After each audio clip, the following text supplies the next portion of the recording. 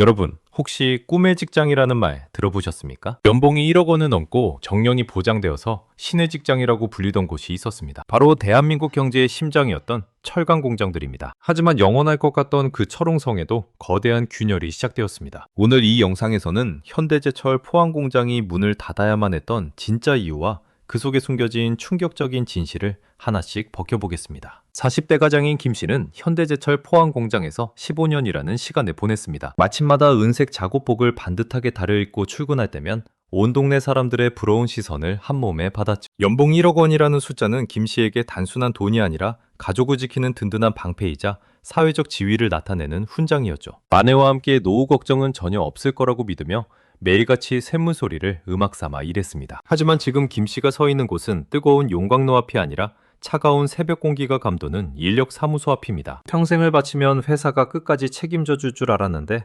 공장 문은 하루아침에 굳게 닫히고 말았어요. 도대체 무엇이 잘못된 것인지 김 씨는 매일 스스로에게 질문을 던지지만 돌아오는 대답은 공허한 메아리뿐이죠. 억대 연봉을 받던 그 수많은 동료들이 왜 한순간에 길거리로 나앉게 된 것일까요? 많은 사람이 노조의 지나친 욕심 때문에 공장이 망했다고 손가락질을 하기도 합니다. 언론에서는 연봉 1억 원이나 받는 노동자들이 파업을 일삼아 기업을 사지로 몰아넣었다고 보도하죠. 하지만 우리가 보는 뉴스의 이면에는 아주 잔인하고 차가운 진실이 숨겨져 있어요. 우리가 알고 있는 이야기는 거대한 빙산의 일각일 뿐이며 그 속에는 노동자들의 눈물과 기업의 냉정한 계산이 뒤섞여 있죠. 보통의 사람들은 연봉 1억 원을 받는 노동자가 힘들다고 말하면 배부른 투정이라고 생각하기 마련이죠.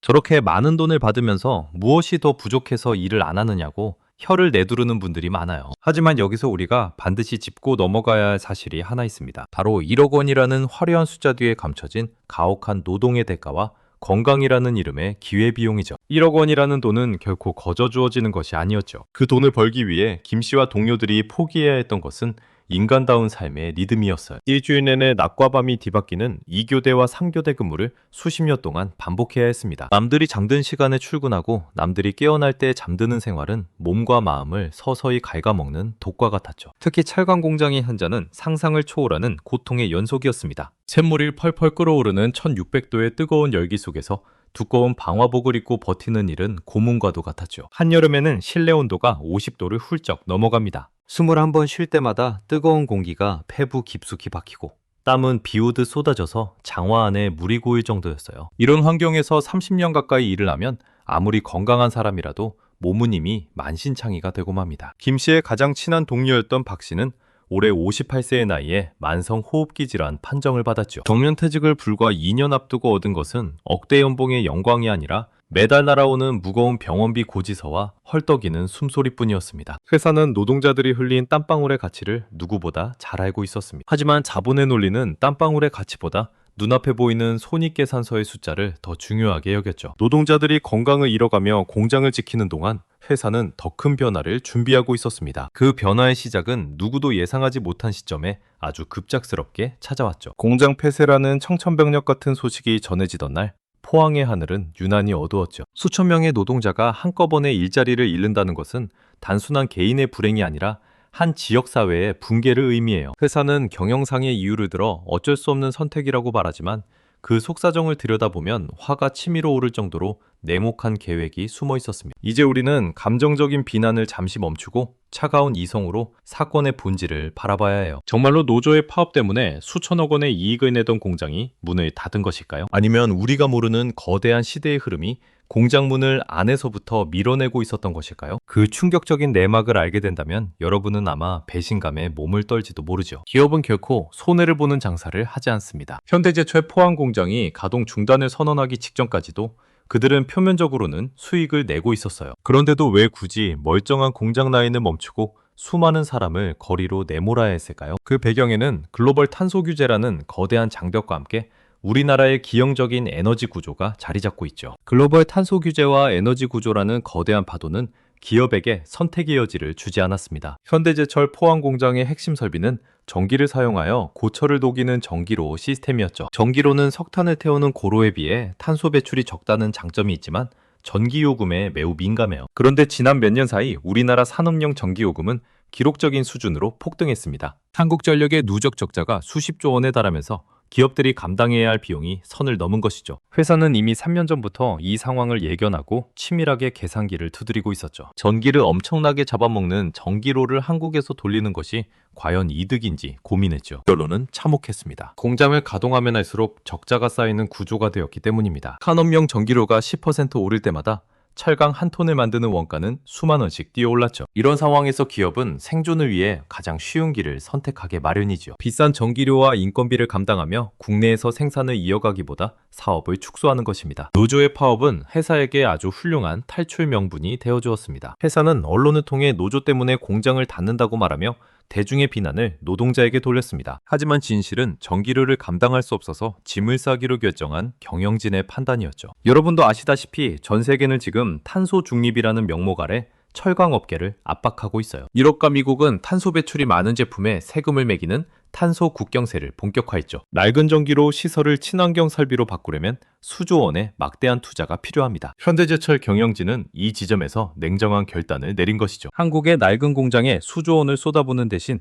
수익성이 낮은 라인을 과감히 정리하기로 했습니다. 이런 결정이 내려지는 동안 현장에서 일하던 노동자들은 아무것도 알지 못했습니다. 그저 오늘 하루도 무사히 쇳물을 뽑아내고 가족들에게 따뜻한 밥상을 차려줄 생각뿐이었죠. 하지만 회사의 장부 위에서는 이미 수천 명의 인생이 지워지고 있었죠. 자본의 논리 앞에서는 수십 년의 헌신도 한낱 숫자에 불과하다는 사실이 증명된 셈입니다. 철강 생산 원가에서 전기가 차지하는 비중은 이제 무시할 수 없는 수준이 되었어요. 2교대와 3교대를 하며 밤잠을 설치던 노동자들의 노력이 전기료 고지서 한 장에 무너진 것이죠. 회사는 전기료 상승분을 제품 가격에 반영하려고 노력했지만 시장은 냉담했습니다. 중국산 저가 철강이 이미 시장을 장악하고 있었기 때문에 가격을 올리는 순간 고객들은 등을 돌렸죠. 결국 현대제철은 포항 제2공장의 가동 중단이라는 극단적인 카드를 꺼내들었습니다. 이는 단순히 한 공장의 폐쇄를 넘어 대한민국 중화학공업의 위기를 상징하는 사건이었죠. 수조 원의 매출을 올리던 거대 기업조차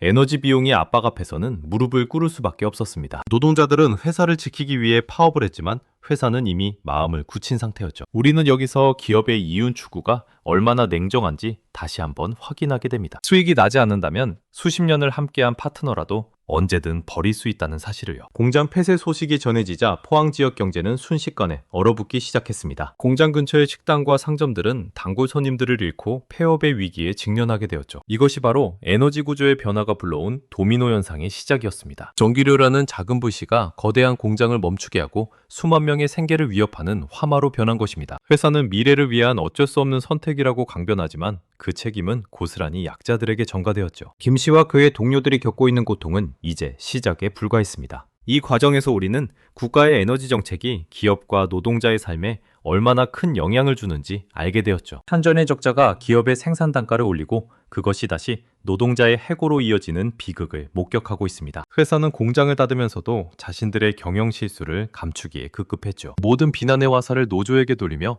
본질적인 문제는 덮어버리려 했죠. 하지만 가려진 진실은 반드시 수면 위로 드러나기 마련입니다. 공장 문을 닫게 만든 진짜 범인은 노조가 아니라 감당할 수 없는 에너지 비용과 탄소 규제였죠. 회사는 이 거대한 파도를 넘기보다 도망치는 쪽을 선택했고 그 대가는 노동자들이 치르게 된 것입니다. 이제 이 비극은 공장 담벼락을 넘어 지역 전체로 퍼져나가며 더 큰 아픔을 예고하고 있죠. 공장의 불이 꺼지자마자 가장 먼저 타격을 입은 것은 바로 주변의 상권이었죠. 수천 명의 직원이 쏟아져 나오던 거리는 이제 적막강산으로 변해버리고 말았습니다. 공장 앞에서 15년 동안 식당을 운영하던 이 사장님의 삶도 함께 무너지기 시작했죠. 공장 직원들이 받던 억대 연봉은 지역 상권의 젖줄이었는데 그 줄기가 완전히 끊어져 버린 것이죠. 자영업자들은 노동자들처럼 퇴직금조차 없기에 그 충격은 훨씬 더 크고 잔인하게 다가오죠. 식당 입구에 붙은 임대문의 종이는 그곳이 한때 얼마나 활기 넘치는 곳이었는지를 역설적으로 보여줍니다. 지역사회의 붕괴는 한번 시작되면 멈추기 어렵고 그 끝은 누구도 장담할 수 없는 어둠 속으로 이어지기 마련입니다. 기업의 이윤 논리가 휩쓸고 간 자리에는 오직 상처받은 사람들만 남아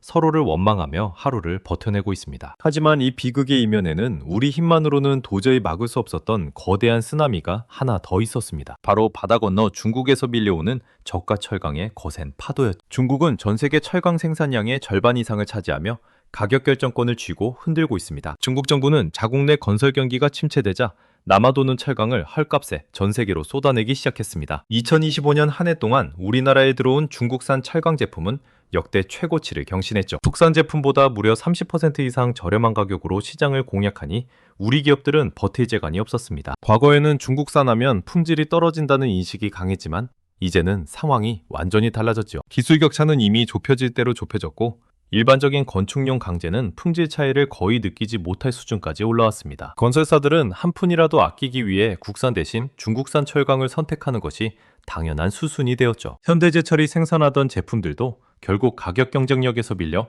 창고에 재고만 쌓여갔습니다. 팔리지 않는 물건을 만들기 위해 뜨거운 용광로를 계속 돌릴 수는 없는 노릇이었죠. 여기에 전 세계적인 보호무역주의와 판소 규제는 우리 철강업계의 숨통을 더욱 조여왔습니다. 유럽과 미국은 자신들의 시장을 지키기 위해 탄소 배출량이 많은 제품에 고율의 세금을 매기기 시작했죠. 우리나라는 여전히 화석연료에 의존하는 에너지 구조를 가지고 있어 이 규제에 직격탄을 맞았습니다. 친환경 설비로 교체하려면 수조 원의 돈이 필요한데 당장 수익이 나지 않으니 투자는 꿈도 꾸지 못했죠. 회사는 이 지점에서 아주 차가운 계산기를 두드렸습니다. 중국산의 가격 공세와 탄소세라는 이중고를 겪으며 한국 공장을 유지하는 것이 과연 합리적인가 질문했죠. 그 결과가 바로 공장 폐쇄와 인력 감축이라는 비정한 선택이었습니다. 노동자들은 자신들의 숙련된 기술이 회사를 살릴 거라고 믿었지만 시장의 논리는 오직 가격표의 숫자로만 판단했습니다. 이런 상황은 비단 현대제철만의 문제가 아니라 대한민국 중화학공업 전체의 위기라고 볼 수 있습니다. 조선과 자동차, 그리고 가전제품에 들어가는 핵심 소재인 철강이 흔들리면 국가 경제의 근간이 흔들리는 것이죠. 하지만 정부의 대책은 늘 한 발 늦었고 기업은 각자 도생의 길을 찾아 떠나고 있습니다. 그 과정에서 가장 먼저 버려지는 것은 결국 현장에서 땀 흘린 노동자들의 일자리였습니다. 중국산 철강의 공습은 포항 지역의 중소협력업체들에게도 사형 선고나 다름없었죠. 대기업이 흔들리니 그 밑에서 부품을 공급하고 정비를 하던 수백 개의 업체가 연쇄부도로 무너졌습니다. 거리에는 일자리를 잃은 중장년층 가장들이 넘쳐나고 지역 경제는 활기를 잃어버렸죠. 한때 대한민국 산업화의 상징이었던 도시가 이제는 소멸을 걱정해야 하는 처지에 놓인 것입니다. 우리는 여기서 아주 무서운 교훈을 얻어야 합니다. 아무리 세계 최고의 기술력을 가졌다고 자부해도 시장의 거대한 흐름을 거스르기는 어렵다는 사실이죠. 특히 에너지 비용과 환경 규제라는 변수는 개별 기업이나 노동자가 통제할 수 있는 영역이 아닙니다. 그런데도 회사는 모든 책임을 비용 절감이라는 명목하에 노동자에게 떠넘기며 구조조정을 단행했습니다. 억대 연봉을 받던 노동자들은 하루아침에 숙련된 장인에서 실업자로 전락하고 말았죠. 그들이 수십 년 동안 쌓아온 기술 노하우는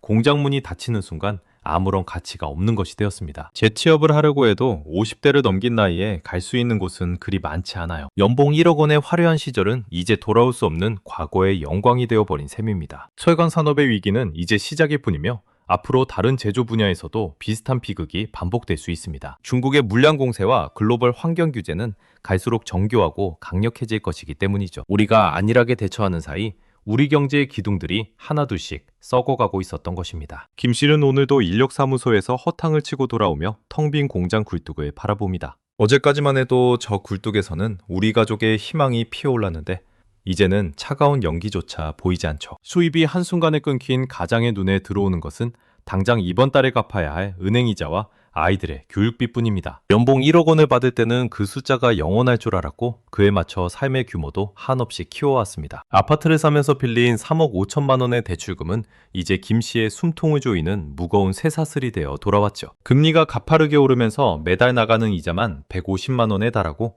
생활비를 합치면 숨만 쉬어도 400만 원이 넘게 나가요. 연봉 1억 원 시절에는 충분히 감당할 수 있는 수준이었지만 수입이 0이 된 지금은 매일이 지옥 같은 전쟁입니다. 고소득의 달콤함에 취해 위기를 준비하지 못한 대가를 혹독하게 치르고 있어요. 대부분의 고연봉 노동자들은 수입이 늘어나는 만큼 지출 규모를 함께 늘리는 경향이 아주 강하죠. 하지만 직장이라는 울타리가 사라지는 순간 화려한 생활은 곧바로 거대한 빚의 장벽으로 변해버려요. 김 씨 역시 노후를 준비한다고 했지만 늘어난 생활비 탓에 모아둔 현금은 그리 많지 않았습니다. 퇴직금으로 대출 일부를 갚아보지만 남은 빚의 무게는 여전히 가장들의 어깨를 무겁게 짓누르고 있죠. 한때 신의 직장이라 불리던 곳의 노동자들이 이제는 파산 신청을 고민해야 하는 현실이죠. 금융권에서는 소득이 없어진 이들을 고위험군으로 분류하고 대출 연장을 거부하며 금리를 더 올리기도 하죠. 소비 수준을 한 번 높이면 다시 낮추기가 무척 어렵다는 것을 경제학에서는 전시 효과라고 부르기도 하죠. 반짝거리를 고를 때도 망설이지만 이미 고정적으로 나가는 비용은 줄일 방법이 없습니다. 학원비를 끊어야 할지 고민하는 김 씨의 마음은 이미 갈기갈기 찢겨져 누더기가 됐어요. 소득의 단절은 개인의 삶을 흔들어 놓을 뿐만 아니라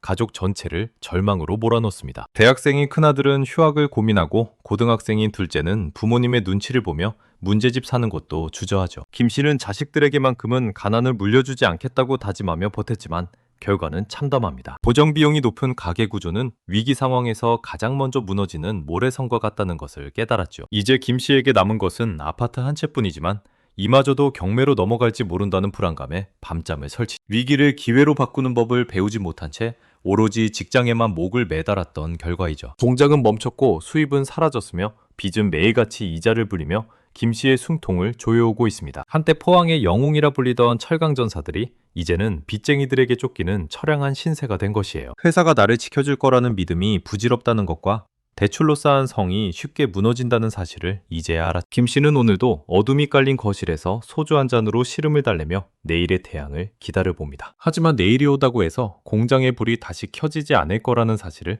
김 씨도 잘 알고 있습니다. 그 차가운 어둠은 공장 담벼락을 넘어 인근 상가로 소리 없이 번져나가고 있죠. 공장 정문 앞에서 15년 동안 식당을 운영해온 이 사장님의 삶도 그날 이후 멈춰버렸습니다. 점심시간마다 수백 명의 직원이 몰려들어 발 디딜 틈 없던 식당은 이제 정적만이 감돕니다. 예전에는 밥솥 10개를 돌려도 모자랄 정도로 손님이 많았는데 지금은 하루에 10명도 오지 않아요. 매출은 90%나 급감했고 주방에서 함께 고생하던 아주머니들도 모두 내보낼 수밖에 없었습니다. 이 사장님은 텅 빈 가게를 지키며 누렇게 변해버린 메뉴판을 멍하니 바라보고 계시죠. 한때는 포항의 경기가 대한민국 최고라고 자부했지만 이제는 폐허가 된 도시처럼 쓸쓸합니다. 매달 나가는 월세 500만 원은 이제 이 사장님의 목을 조르는 가장 무서운 적이 되었습니다. 벌어둔 돈은 이미 지난 몇 달 동안 가게를 유지하는데 모두 쏟아부어 버렸죠. 보증금은 야금야금 까먹어 이제 남은 돈도 거의 없어서 앞날이 캄캄하기만 합니다. 공장 직원들은 그나마 퇴직금이라도 받았지만 자영업자들에게는 그런 최소한의 안전장치도 없습니다. 이 사장님은 결국 신용불량자가 될 위기에 처했고 밤마다 잠을 이루지 못하고 계십니다. 15년간 쌓아온 단골들의 웃음소리는 사라지고 빚쟁이들의 독촉전화만 울려대고 있죠. 이것이 바로 거대 공장이 문을 닫았을 때 벌어지는 잔인한 도미노 현상의 실체입니다. 기업 하나가 쓰러지면 그 주변에 뿌리내리고 살던 수만 명의 삶이 한꺼번에 붕괴됩니다. 머리는 활기를 잃었고 저녁이면 화려하게 불을 밝히던 간판대도 하나둘씩 꺼져가고 있어요. 편의점 아르바이트생부터 식자재를 납품하던 트럭 운전사까지 모두가 직격탄을 맞았습니다. 누구 하나 이들을 구제해주겠다는 말을 하지 않으니 그 서러움은 더욱 깊어만 갑니다. 지역경제의 모세혈관이 막히면서 도시 전체가 서서히 활력을 잃고 죽어가고 있는 것이죠. 억대 연봉을 받던 노동자들이 지갑을 닫자 지역시장의 생선장수와 채소장수도 한숨을 쉽니다. 사람들의 발길이 끊긴 시장 골목에는 찬바람만 쌩쌩 불어와 상인들의 가슴을 파고듭니다. 공장 폐쇄는 단순히 일자리 몇천 개가 사라진 것이 아니라 포항의 심장을 멈추게 한 사건이죠. 우리는 대기업의 위기만을 이야기하지만 그 그늘 아래 숨겨진 서민들의 눈물은 보지 못했습니다. 이 사장님은 식당 문을 닫아야 할지 고민하며 매일 아침 가게 셔터를 올리지만 희망은 보이지 않아요. 보증금을 다 날리고 길거리로 쫓겨날지도 모른다는 공포가 온몸을 휘감고 지나갑니다. 자영업자들에게 공장 폐쇄는 예고 없이 찾아온 대형 재난이나 다름없는 끔찍한 비극이죠. 정부의 지원책은 복잡한 서류 절차 때문에 정작 필요한 사람들에게는 닿지 않고 있습니다. 포항의 상징이었던 불빛들이 사라진 자리에 남은 것은 절망과 탄식, 그리고 무거운 빚더미뿐입니다. 이웃사촌처럼 지내던 상인들도 서로의 형편을 알기에 선뜻 도움의 손길을 내밀지 못하죠. 한 지역을 먹여 살리던 산업이 붕괴될 때 얼마나 참혹한 대가를 치러야 하는지 우리는 목격하고 있습니다. 이 사장님의 식당 뒤편에 쌓인 빈 소주 박스만이 지난날의 영화를 씁쓸하게 증명하고 있죠. 이제는 누구를 원망해야 할지도 모를 정도로 상황은 극단으로 치닫고 있어서 마음이 아픕니다. 공장에 닫은 회사도 원망스럽고 저가 공세를 펼치는 중국도 밉지만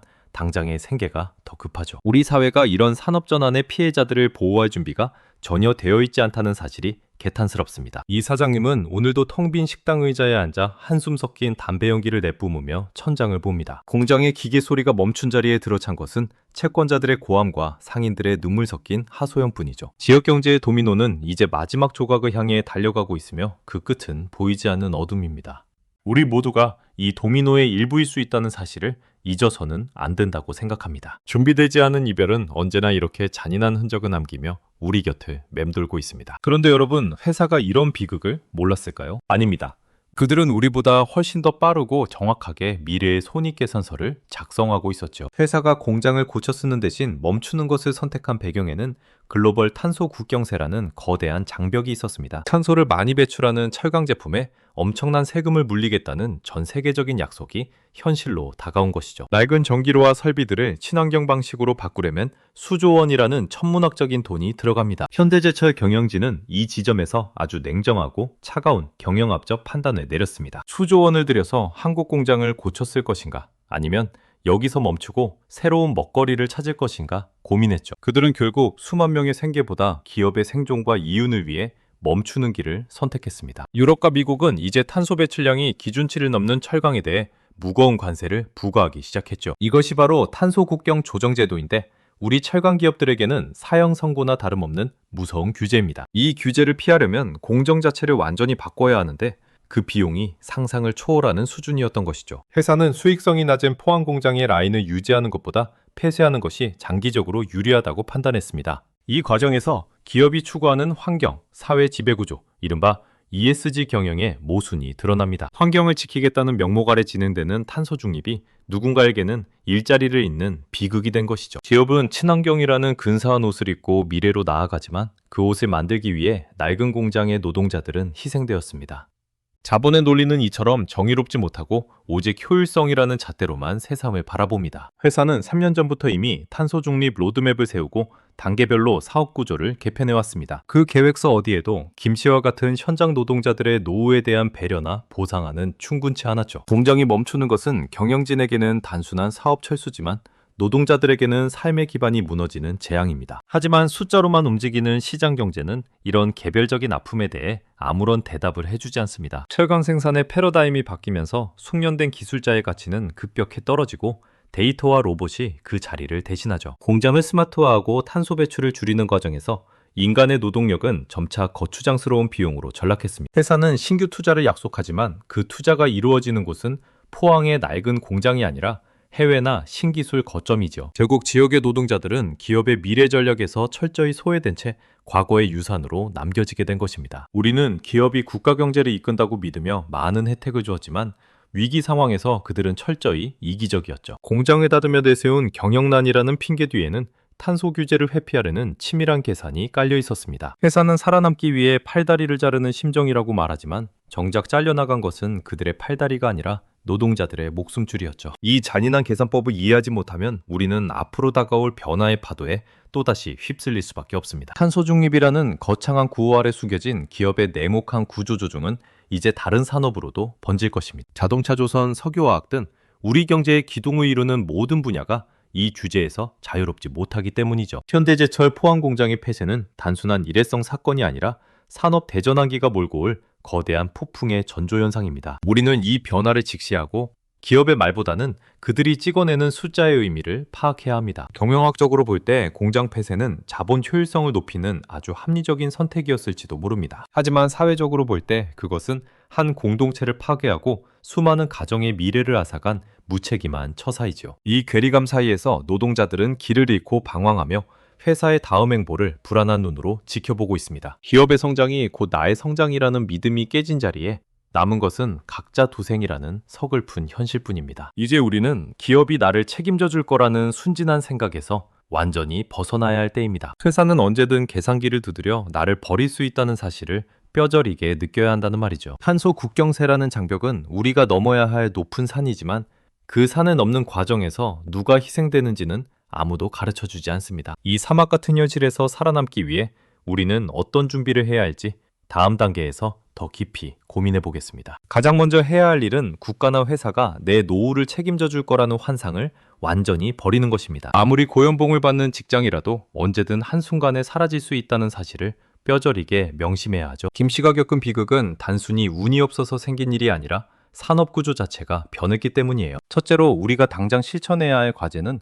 현금 흐름을 다각화하는 일입니다. 월급이라는 하나의 파이프라인에만 의존하는 것은 가뭄이 오면 곧바로 굶어 죽겠다는 뜻과 같죠. 단 50만 원이라도 좋으니 월급 외에 돈이 들어올 수 있는 구조를 미리 만드셔야 합니다. 작은 배당 주식이든 소규모 부업이든 내가 잠자는 동안에도 돈이 일하게 만드는 통로가 필요해요. 직장이라는 거대한 기둥 하나에만 온 가족의 생계를 거는 것은 폭풍우 속에 텐트를 치는 위험한 일입니다. 둘째로 지금 당장 실행해야 할 것은 가계의 대출 규모를 과감하게 줄이는 것입니다. 경제 위기 상황에서 가장 무서운 적은 내 의지와 상관없이 매달 빠져나가는 고정 비용이죠. 수입이 한순간에 끊겨도 최소 6개월은 버틸 수 있는 체력을 기르려면 빛의 무게부터 가볍게 해야 하죠. 김씨를 벼랑 끝으로 밀어넣은 진짜 범인은 공장 폐쇄가 아니라 매달 날아오는 이자 고지서였음을 잊지 마세요. 무리한 영끌 투자보다는 자산의 내실을 다지는 것이 생존을 위한 가장 확실한 전략이 됩니다. 셋째로 끊임없이 배우고 세상이 어떻게 변하고 있는지 읽는 눈을 길러야 합니다. 내가 지금 하고 있는 일이 10년 후에도 여전히 존재할지 스스로에게 냉정하게 질문을 던져보시죠. 기술의 유통기한이 급격하게 짧아진 시대에는 공부를 멈추는 순간 시장에서 도태되기 마련이에요. 인공지능이 일자리를 대신하고 로봇이 공장을 장악하는 현실은 더 이상 영화 속 이야기가 아닙니다. 새로운 기술을 익히고 디지털 환경에 적응하려는 노력이 우리 가족을 지키는 가장 강력한 무기가 될 것입니다. 또한 위기는 늘 조용히 다가오지만 그 파괴력은 상상을 초월한다는 사실을 기억해야 하죠. 많이 벌 때 그만큼 많이 쓰는 소비 습관은 인생의 전성기에는 달콤하지만 내리막길에서는 독이 됩니다. 김씨처럼 1억 원이라는 숫자에 취해 미래를 대비하지 않는다면 누구든 제2의 김씨가 될 수 있어요. 절약은 단순히 돈을 아끼는 행위가 아니라 불확실한 미래를 대비하는 가장 적극적인 보험입니다. 지금 내가 누리는 풍요가 영원할 거라는 착각을 버리는 순간 비로소 진정한 자산 관리가 시작되죠. 세상은 냉정하게 변하고 있고 그 변화의 속도는 우리가 생각하는 것보다 훨씬 더 빠릅니다. 정부의 대책이나 기업의 상생 구호에 내 인생을 맡기기에는 리스크가 너무 크고 위험하죠. 내 소중한 자산과 가족의 미래는 오직 나만이 지킬 수 있다는 사실을 매일 아침 가슴에 새겨야 합니다. 지금 당장 가계부를 펼치고 불필요한 지출은 없는지, 그리고 대출 상환 계획은 적절한지 점검해 보시죠. 이 작은 실천이 훗날 거대한 위기가 닥쳤을 때 여러분을 지켜주는 든든한 방패가 되어줄 것입니다. 절망의 끝에서 다시 시작할 수 있는 힘을 기르는 것이 이 시대가 요구하는 진정한 경제지능입니다. 이제 우리는 마지막 정리를 통해 우리 앞에 놓인 현실을 어떻게 돌파해 나갈지 최종적인 결론을 내려보도록 하겠습니다. 현대제철 포항 공장의 폐쇄 소식은 우리에게 단순히 한 공장의 가동 중단 이상의 의미를 던져주었죠. 그것은 대한민국을 지탱하던 중화학공업의 기둥이 흔들리고 있다는 무거운 경고장과 같습니다. 노조의 파업 때문에 공장이 망했다는 식의 비난은 사태의 본질을 가리는 아주 좋은 핑계일 뿐이었죠. 우리가 확인한 진짜 이유는 치솟는 산업용 전기료와 중국의 무차별적인 저가 공세였습니다. 여기에 글로벌 탄소 규제라는 거대한 파도가 낡은 전기로 시설을 덮치며 공장 문을 닫게 만들었죠. 회사는 노동자들과의 신뢰보다는 차가운 계산기 속의 숫자를 선택하며 폐쇄라는 극단적인 길을 걸었습니다. 연봉 1억 원이라는 화려한 수식어에 취해 미래를 대비하지 못한 노동자들은 지금 가혹한 대가를 치르고 있어요. 높은 고정비용과 거액의 아파트 대출은 수입이 끊긴 가장들을 벼랑 끝으로 밀어내는 무서운 흉기가 되었죠. 공장 주변에서 평생을 일궈온 자영업자들의 삶도 도미노처럼 무너지며 지역사회 전체가 비명을 지르고 있습니다. 이것은 포항이라는 특정 지역의 문제가 아니라 고연봉에 안주하며 위기를 잊고 사는 우리 모두의 이야기이죠. 세상은 우리가 믿고 의지하던 직장이라는 울타리를 언제든 걷어낼 준비가 되어 있다는 사실을 잊지 마세요. 따라서 우리는 이제 국가나 회사가 내 노후를 책임져 줄 거라는 근거 없는 환상을 깨끗이 버려야 해요. 첫째로 월급 외에 단 50만 원이라도 스스로 벌어들일 수 있는 현금 흐름을 반드시 만드셔야 하죠. 하나의 수입원에만 온 가족의 생명을 거는 것은